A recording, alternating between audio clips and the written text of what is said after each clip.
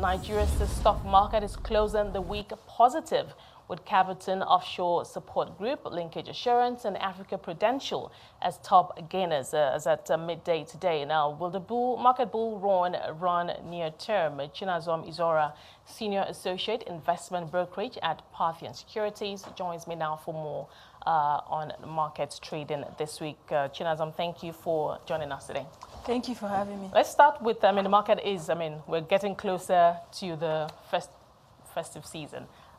Let's talk about market highlights this week. We've seen the likes of Tantalizers, FCMB, Jais Bank on the volume, topping the volume chart this week. And I'm curious about Tantalizers. Last we heard, change in management, an injection of funds to revive the company. But how do investors feel? Or is this a case of, okay, let's wait and see what becomes of this company when it takes shape with a new management? So with Tantalizers, we know there was that major divestment and there's new management, and it's mixed. So we've seen interest in Tantalizers. So there are some investors that are expecting positive changes and are taking position. Basically just betting. Yeah, some people are taking position to see how it goes, because ideally you want to get in before the goods arrive, right? So we're seeing that, but of course there are more conservative investors that are going to wait to see what the new management does, right, and how the operations of the company perform going forward. Right. And speaking about, looking forward, we're beginning to get a couple of Q1 earnings guidance from some companies. I see for FCMB, the bank is expecting or is forecasting 226.9 billion as Q1 earnings. Geregu is eyeing 60.9 billion revenue for Q1.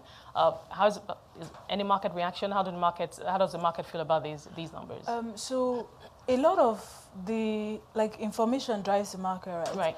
And some participants in the market are not going to even wait for the guidance. They're going to look at the financials they already have, Q3 numbers, and try and do a year-end estimate and try and say, if this is what you've done quarter on quarter, what are your Q1 numbers likely to be? Right. And looking at that, the expectations for some of the banks, the insurance companies, some of the oil and gas are looking very positive.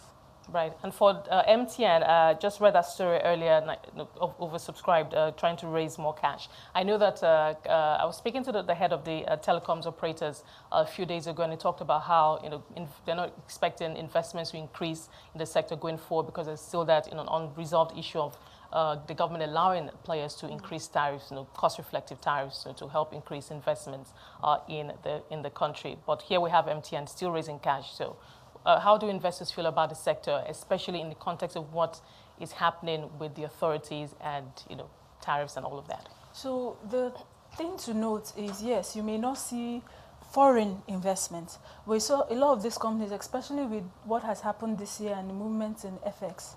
A lot of companies are looking to raise money domestically, so to issue Naira securities. So like the commercial papers are Naira denominated.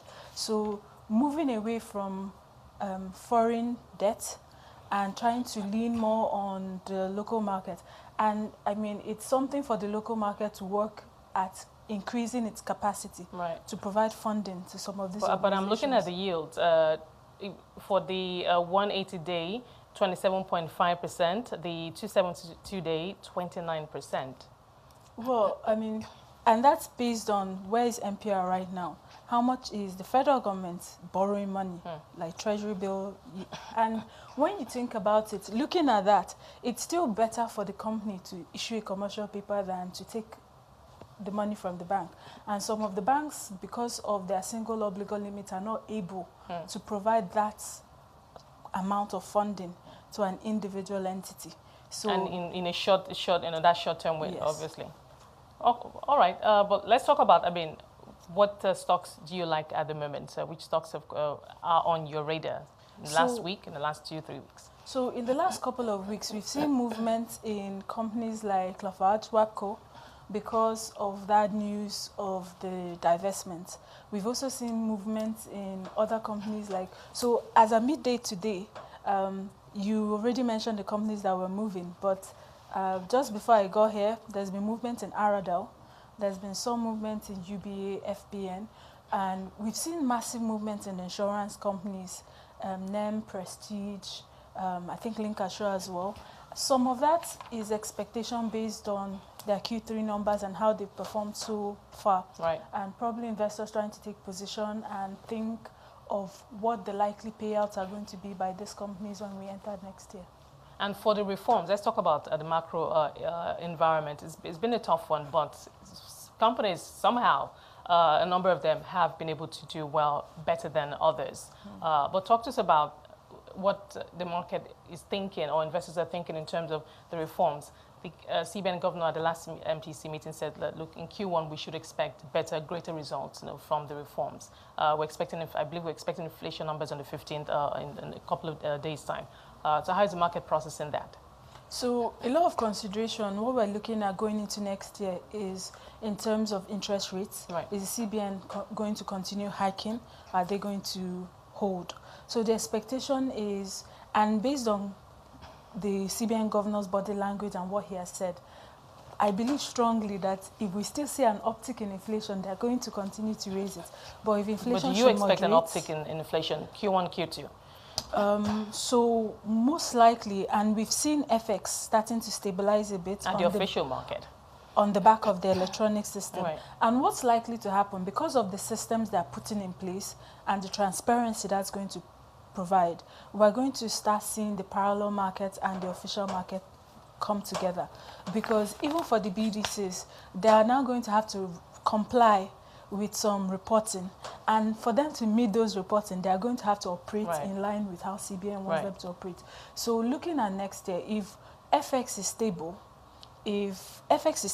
I think the inflation is going to begin to moderate. If inflation is moderating, then CBN isn't likely to continue to hike. They might maintain it for a while. The other side of the interest rate issue is that the financial services sectors are making good money because of how the rates are. Of course, high yields, right? Investors that are interested in fixed income securities have where to put money.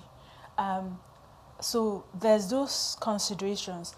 Of course, higher interest rates usually impact the equities market negatively because risk-averse investors are going to go to fixed income. So next year, if we start to also see interest rates coming down next year, we might see more people moving towards the equity market. But so far, thankfully this year, the market has been resilient. And I think some of that is the banking recapitalization and all the activity around that. Around certain names. Yes. But I mean, 31% or so year to date is not too shabby for the market. On the considering side, all things individual stocks, some things individual considered. stocks have done as much as 200-300% return this year alone. That is interesting. Well, Chinazom, we're going to have to leave it there. Thank you so much for talking to us. Always a pleasure to have you on the show. Chinazom Izuora, Senior Associate Investment Brokerage at Parthian Securities, looking at trading this week at Nigeria's local bourse.